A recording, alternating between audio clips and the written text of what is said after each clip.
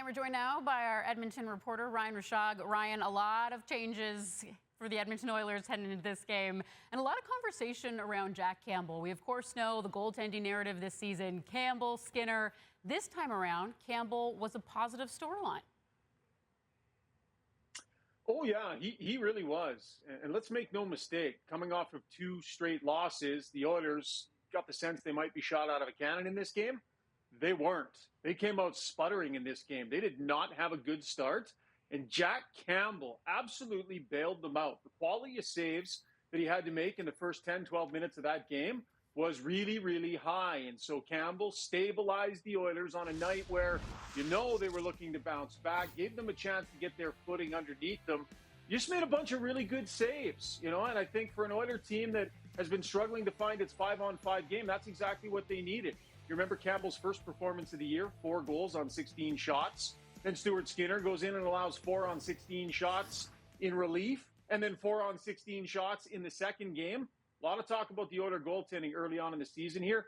Jack Campbell was fantastic in preseason and excellent again here tonight, Lindsay.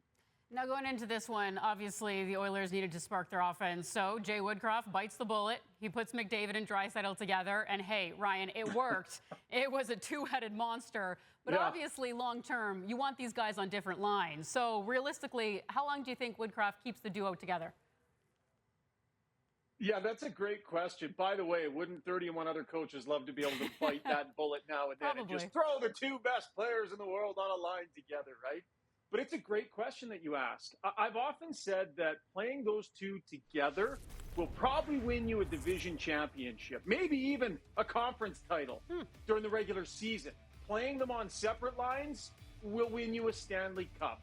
That is the winning formula, 97 and 29 on separate lines, driving their own lines, creating havoc for 4 to 6 defensemen on the other team. But when you put them together, it's the nuclear option. They're so darn good. And considering the way they'd been sputtering, I think Jay Woodcroft just decided you got to win a hockey game. And that's why he made this decision.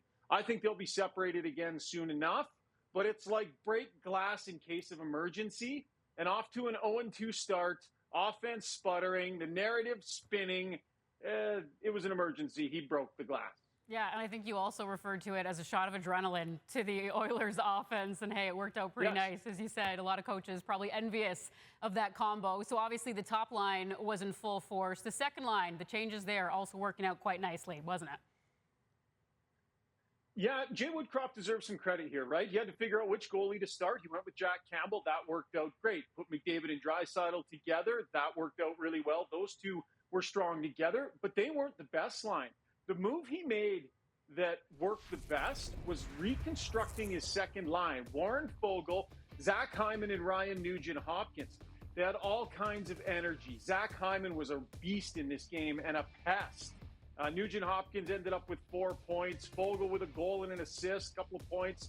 Zach Hyman had 4 points as well. So Jay Woodcroft put his faith in Ryan Nugent-Hopkins to be the second center with McDavid and Draisaitl on the same line. Warren Foegele got elevated up from the third line to the second line. That line was really good. And considering how good they are, Lindsay, I wonder if maybe that isn't a reason to leave Draisaitl and McDavid together for longer. If they're going to be like that as a second line, you could probably leave the big guns together a little longer. Hey, sometimes you just need to throw things in a blender and watch what happens. And after that 0-2 start to the season, the Oilers not only get their first win of the year, but they get it in dominant fashion. They'll wrap up their mini 2-game road trip in Philly on Thursday. Ryan, thanks so much for this. You bet.